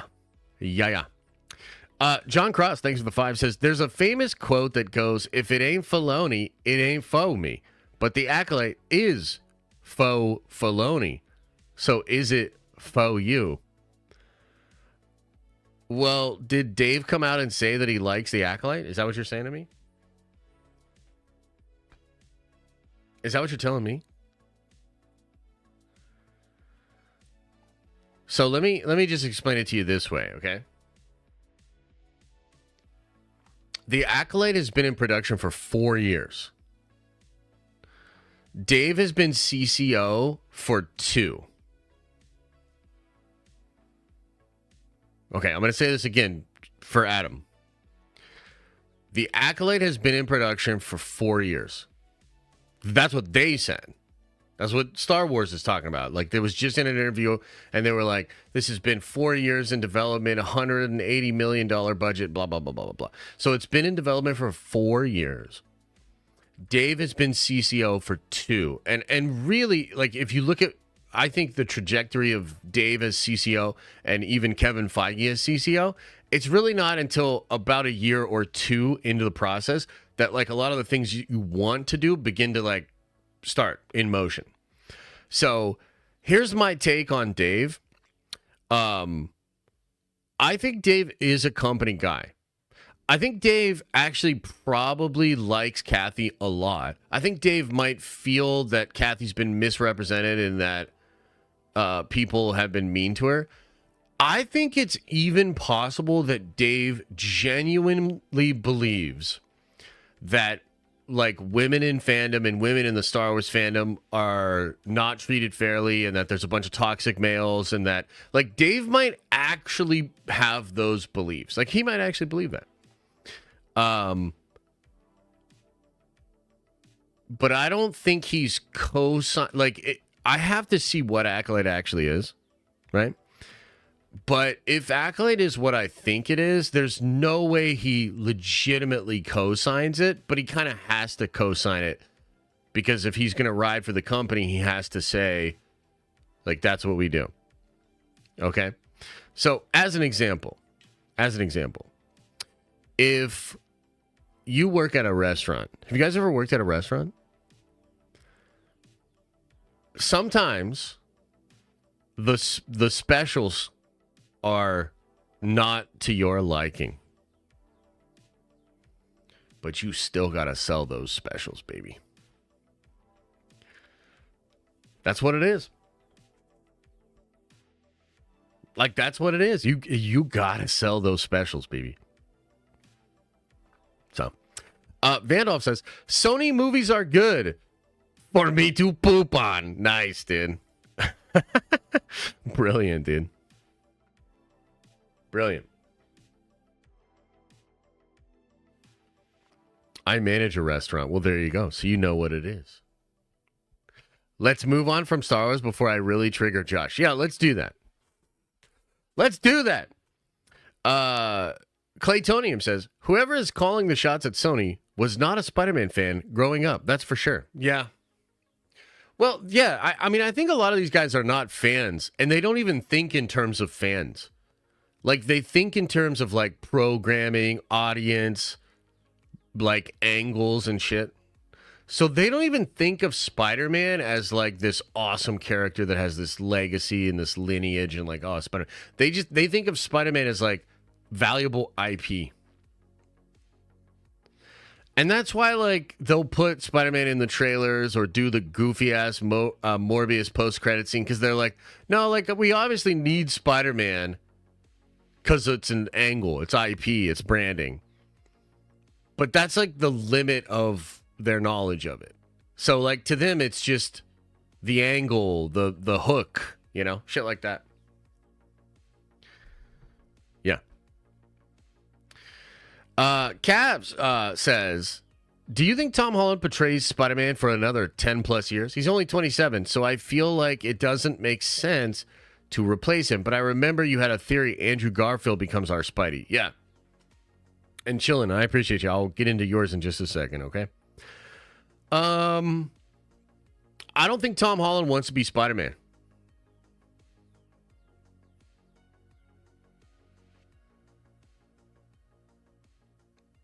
I mean, does anybody else feel like he really wants to be Spider-Man?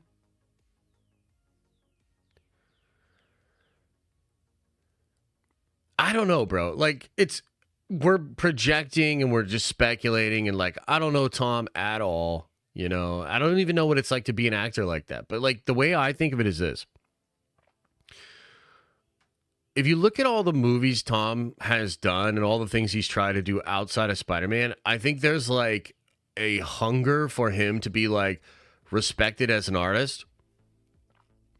And I think he just wants to be respected for, like, his ability and his craft. And he's honestly probably dealing with, like, he's dealing with stuff that a lot of these people deal with. Like, think about this. If you're Hemsworth, right? If you're Hemsworth,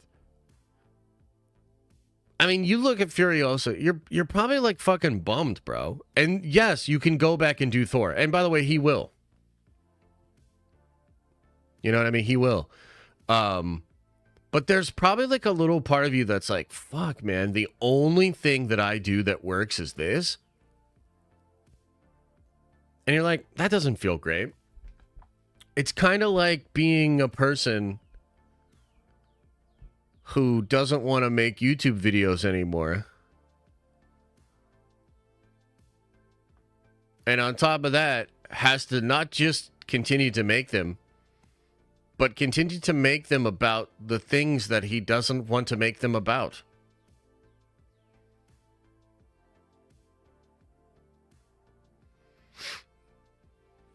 Hypothetically. Right? So there's, like, a part of, like, life is like this, dude. Like, I kind of fucking hate that, like, we're literally laying in bed last night, okay? And Elisa says something to me, and she was like, I think you're starting to resent making YouTube videos, right? And I just got really quiet for a second, and I was like, baby, I love you, but what do you mean starting? I literally tried to quit YouTube like 2 months ago. Of course, yeah, you know what I mean? And just like, ah! But, I mean, I'll be here on Monday. You know what I mean? So that's what it is. So I feel like Holland is going through a thing where he doesn't really want to do it anymore. But I mean, what choice does he have? The stuff that's going on outside of it isn't really working. On top of that, he can probably negotiate a massive fucking payday. Like, dude, not just but I'm talking like a fucking massive payday. He should be paid close to RDJ levels. I think he's that valuable to the brand. I think he's that important to what Marvel wants to do. And, I bet, just like me with YouTube, I don't it's not like I hate it. I mean, I enjoy aspects of it, and I'm going to keep doing it because it's the move, right? I mean, I'm doing the comic stuff. I'm trying to get the comics to pop off, right?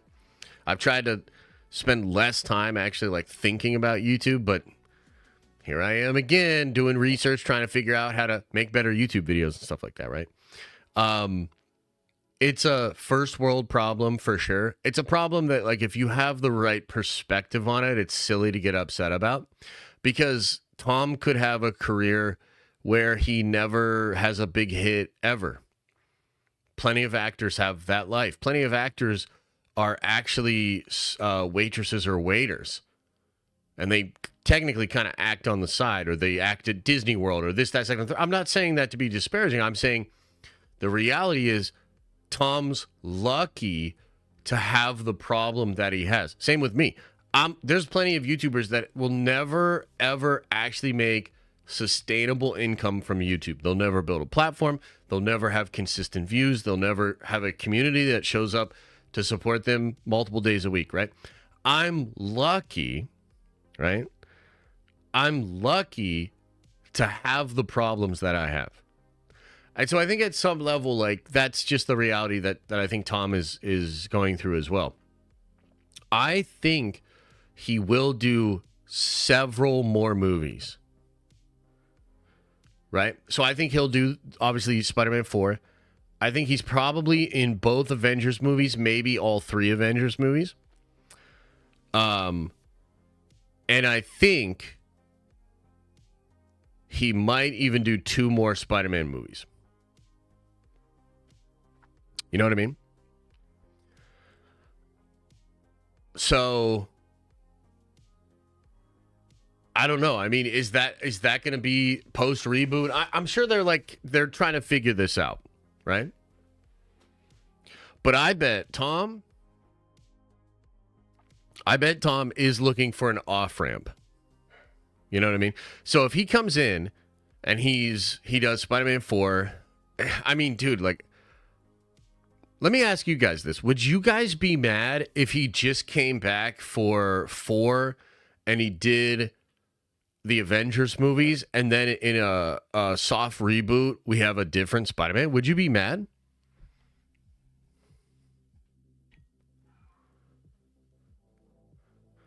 Because I wouldn't be mad. I'd be I'd be grateful. I would just be okay, new Spider-Man, I'm kind of down. Let's see what they got. And I'd also I would be very grateful to Tom, because I'd be Tom, dude, thank you, man. You came back. You made sense of, a lot of stuff. You kind of carried the Avengers a little bit. I would be grateful. I'd be dude, fucking thank you, man. I love your trilogy. I love your relationship with Iron Man in the MCU. I love No Way Home. I love, Secret Wars and what you did in that. And because I kind of think, I could be wrong, but part of me thinks Tom Holland may have to make the ultimate sacrifice in order to save the multiverse. Right? If he's the chosen one of 616, if he's somehow really important to Kang Dynasty and Secret Wars, and he ends up making the ultimate sacrifice, what if Tom has to sacrifice his own life to make sure there is a new universe? That's kind of cool, right? That's kind of fun. That puts him in a very special place within the lore. And then we do another Spider-Man after that. I wouldn't be mad about that. So, yeah. Chillin'. Thanks for the 10, brother. Says, life is tumultuous. I'm grateful for my family, the basement, and the tower. My 3 biggest rocks in this wild ocean. Also, studios need to learn that only Feige can Feige. Nerd Ventures for life. Take my money. Unity. Appreciate you, bro. Yeah, life can be crazy, huh?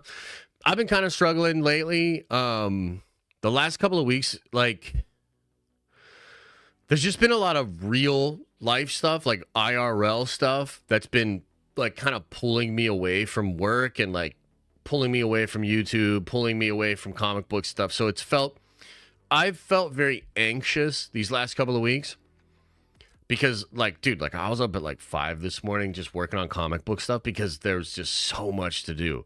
So I knocked out like hours and hours of work this morning, and then I shift into the stream and I'm like, oh shit, people are coming in at noon. I got to stream early and stuff like that. So I've kind of been like just boom, boom, boom, boom, boom. I think after we get this thing finally installed, next week should be more chill and I should be able to like be back into my work zone. But yeah, dude, life can definitely be like that. I've been kind of shaky these last couple of weeks. So I appreciate you guys and all the support and just being here. And, you know, even yesterday, like Rob and Paul hopping on a stream, that was a super fun thing. They did not have to do that.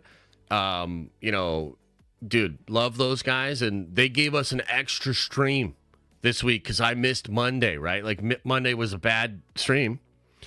They came in, bailed me out, gave you guys an extra fun little thing. So, you know, there's an ebb and flow to it, and you know, you try to keep it moving. But I understand, bro, and I'm glad that this community can be a rock for you and be like a constant and be something that it helps you out. So really appreciate that. Yeah, you know. As far as like studios need to learn Feige's gonna Feige, you know, it was funny. I wish we would have had more time. I know, right? Gave me $100 just to get on the stream. Dude, I know. No, look, Rob and Paul, I owe these guys. You know, Rob did the stream with me to get Unity officially backed.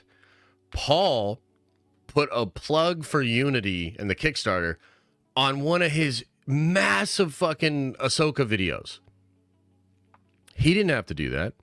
You know what I mean? And that's valuable real estate. That's real estate people pay thousands and thousands of dollars, you know, to get on his video. So both those guys, I owe those guys. They're great. And I owe you guys. You know what I mean? I really do. And that's why, like, I try to show up as much as possible. I try to do all this fun. I'm like, no, I owe.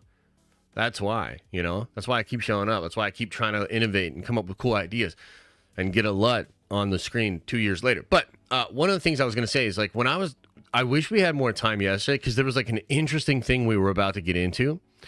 Because Paul was saying, he was kind of pushing back against the idea that like hiring these wrong people is kind of a part of what caused the MCU downfall. It's so interesting because I think the only real X factor to Marvel's really big successes has really been Kevin. Like if you look across the board of the breadth of projects, obviously there are very talented people that are lifting up certain aspects of the MCU. But the MCU overall is, it feels like he's the X Factor. And it feels like the stuff he was maybe less involved with, like the Phase 4 stuff, it failed because of a lack of Kevin. And it's like, I wish I could have like got into this with Paul a little bit more. I wonder if he agrees. I wonder if he disagrees. But like, it can't just be the case. Like this is the thing that I wanted to kind of push back against the perspective that he was putting forward. Is like it can't just be the case that it's only luck. Right? Like Marvel, yes, they got lucky. But it can't be the case that luck was the only thing. There has to be a measurable reason as to why Marvel was able to be so much more successful than so many other people around them.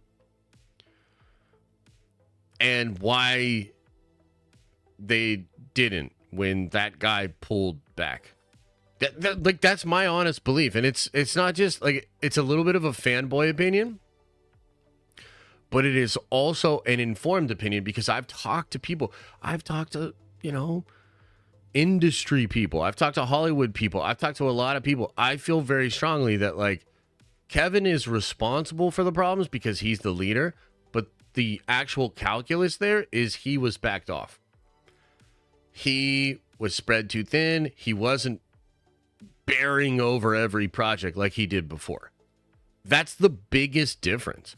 Like, you could say that as output and schedule, sure, but it's just like the case that this guy was less involved. Maybe it's just output and bandwidth. Either way, the result is the same. Less involvement from this guy on particular projects. RDJ, who's responsible for bringing him in? Well, a lot of that has to do with Favreau. I believe Favreau wanted him. Apparently, Terrence Howard. We owe Terrence Howard because they couldn't even insure Robert. They couldn't fit insurance for him to even like bring him in to talk to the studio. And so Terrence Howard said, take $1 million out of my pay and use that to bond him. Use that to have the insurance for Robert. So it's like Terrence Howard, Favreau, probably other people as well. And, there's like a mix of people that probably had different opinions on it, but yeah. Yeah, it's crazy. Rossi says, you'll always have pro gaming to count on. Thank you, Rossi. Thank you for saying that. I'm feeling it, man. I'm feeling it because I was the top-rated Magneto player in Marvel Rivals. By the way, I found out that if you got to level 10, that if you get to level 10 in the closed alpha, which I did, that you get into the closed beta.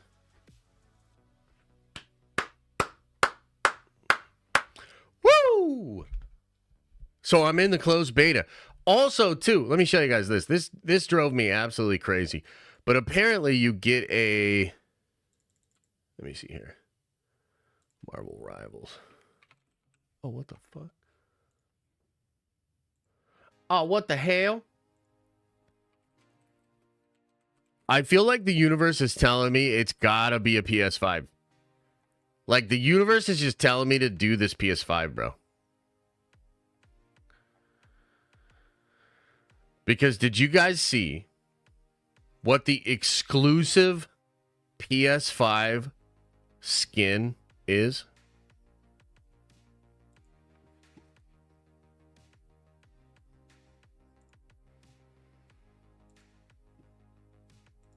Like, you can't make this shit up, bro.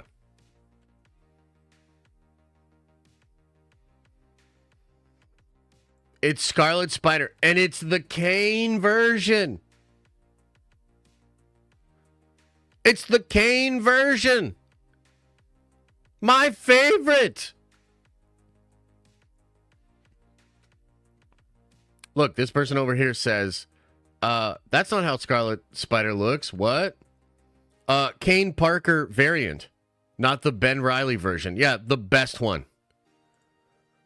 My favorite fucking Marvel character, dude. Kane Scarlet Spider. I love this character.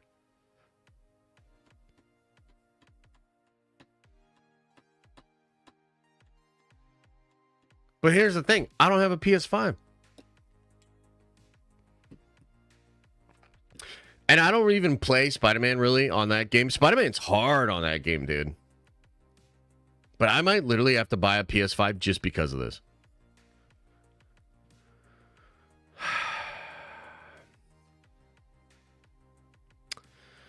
You don't have Coke, though, so that's good. Marvel Coke. Yeah. The fuck. All right. Guys, by the way, I got to get out of here in about 10 minutes. Get the PS5 and get the Spidey 2 bundle as well. Ooh. Yeah, that'd be fun. Better value than the Coke? Yeah, that's true. You're not wrong. You're not wrong. I've always been an Xbox boy, but Xbox is kind of fucking it up, man. They're really not doing well. Oh yeah, UFC card. We got to do the UFC card. All right, hang on.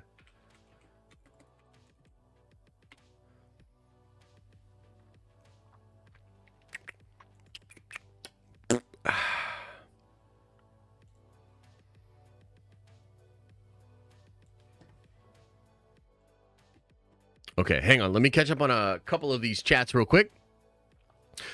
Sink Lord says, I just wish Tom would get some happiness out of it. Yeah, but like, okay. Look, I'm not going to linger too much on this, but I think it's going to be fine. You know, like he can find a way to have fun being Spider-Man, and he's really good at Spider-Man.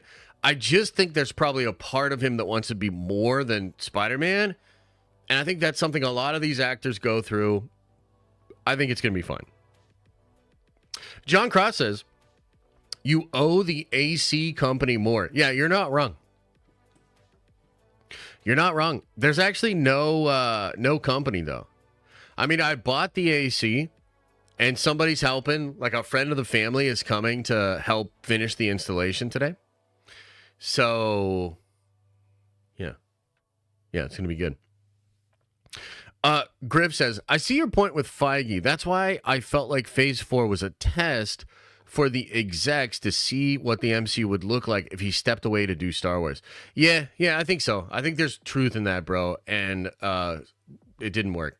But I think that's why, like, Brad Winderbaum's being elevated. Louis D'Esposito's still, doing his thing. And I think Feige's just more hands-on now than he was before. So, yeah, we'll see how it all shakes out from here. But that's pretty much what I feel happened. Rossi says, you're our guy, Joshua. The Nerd Avengers will always be here for you. I haven't had a job since September. You and chat have helped me through these tough times as well. Hey, I appreciate it, brother. I really do.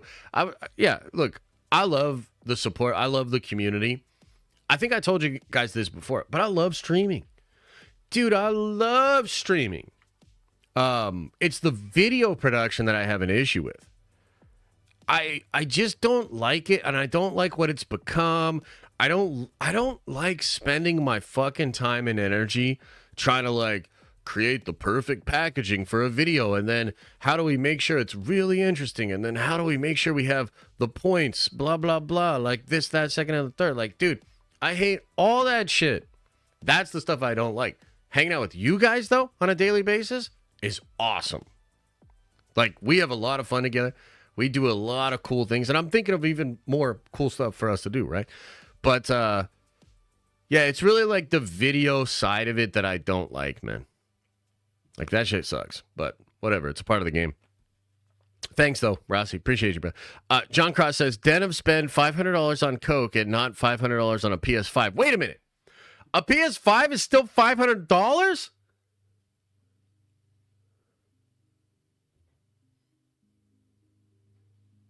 Is it still $500?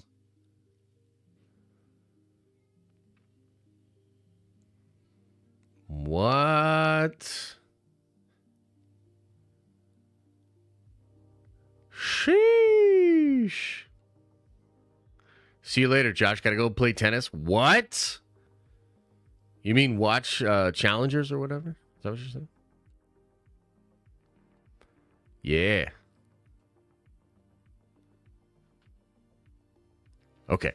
Well, I don't think we can afford that, but if we go after the Coke again, we can definitely do that. Johnny Tsunami says, I always appreciate you showing up each stream and giving it your all. The tower really makes my days better. You gotta do you though. Much love. Nerd Avengers for life.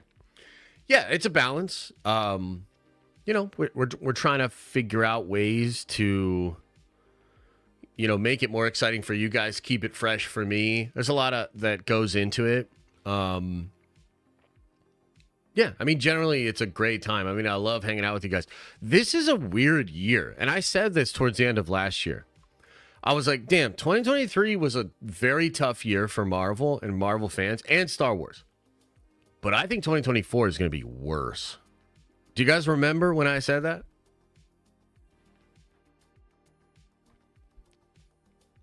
Like, this year really hinges upon what happens at San Diego Comic-Con, how well received Deadpool and Wolverine is, and if the future looks brighter. That's really the big test, because this is a very, like, sloggy year. There's actually great other content going on, like House of the Dragon, The Boys. I'm so excited for that. Fallout. Like, dude, we're living in a richness of content.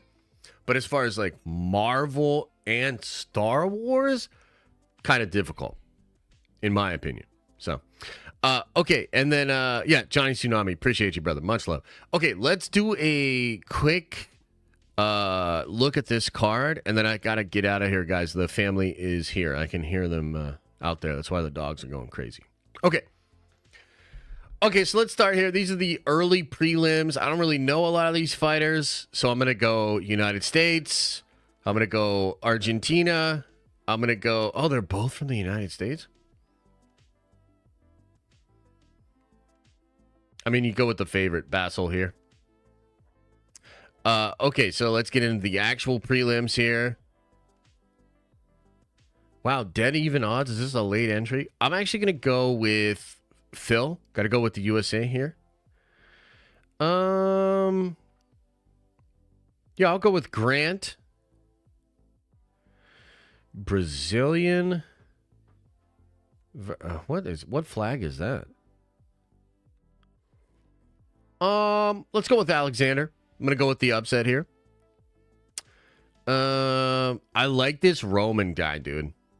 Wow, this is going to be a very even fight. So this Caesar dude must be incredible, huh?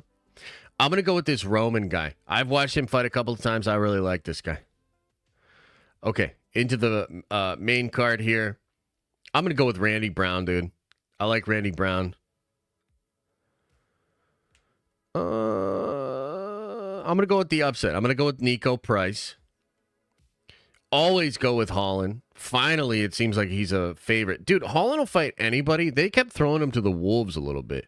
But I love Kevin Holland, man. So I'm going to go with Kevin Holland. This one's really tough. I'm going to go with Paulo Costa.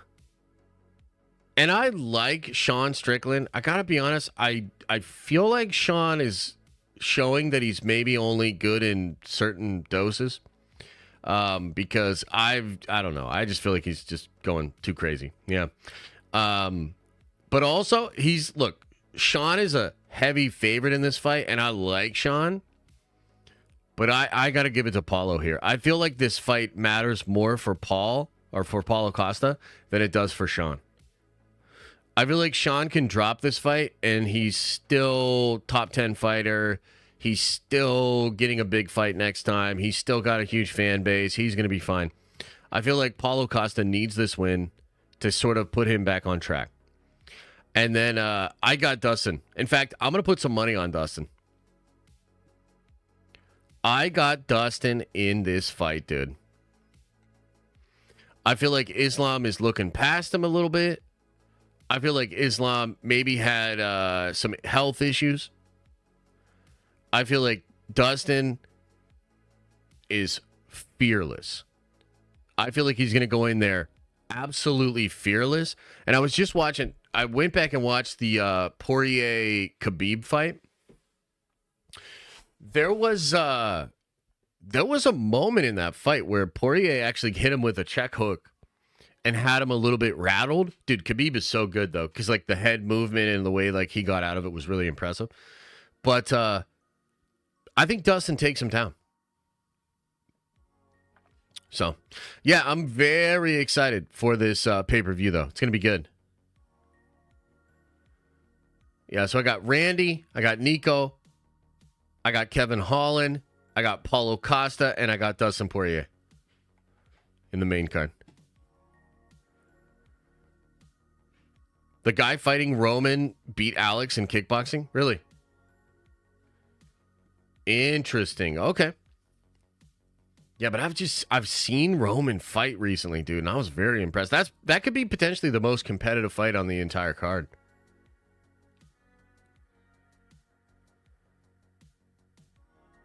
I think I've seen this Joe guy fight before too.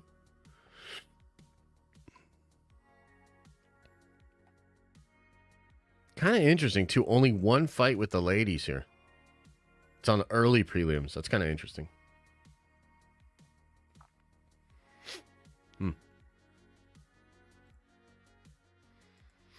Should be good fights, baby. Good fights. Okay, everybody. I'm going to get on out of here. Paulo should just go away already. No? Dude, I love Paulo Costa. I think he's so funny, dude. I think he's a good fighter. Very funny guy. Josh, when is the stream where Larold and Jessica coming? Look, open invitation. Open invitation to Larold and Jessica. You know? Even every high-level person rocked Khabib on the feet. Only one because everyone was scared of wrestling, so they ran instead of defending. Yeah, I think there's some truth in that for sure. Yeah. Yeah. Nerd Avengers Cage tournament. That'd be kind of interesting. That'd be kind of fun. All right, everybody. Hey, much love, man. I appreciate you guys. Thanks for being here. Thanks for having a good week with me. Thanks for all the love, the support. We'll have some videos coming at you guys over the weekend. We'll be back at it on Monday.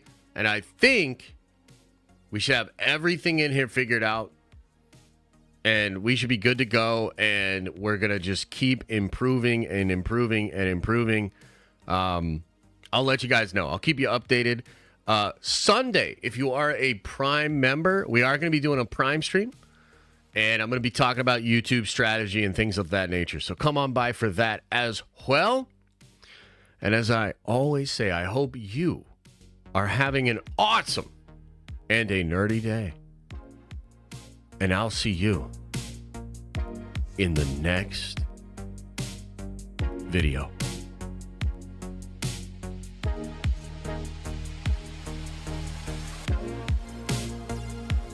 Oh, we'll aim for noon on Sunday. Noon. Rossi, thank you.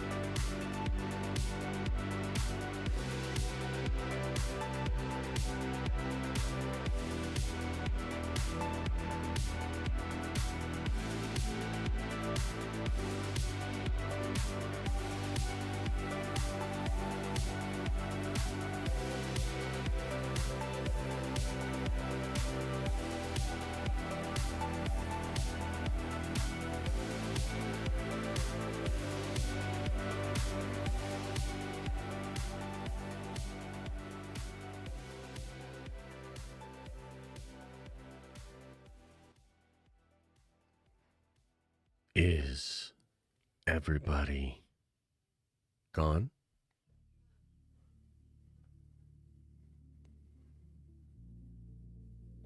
Did everybody leave?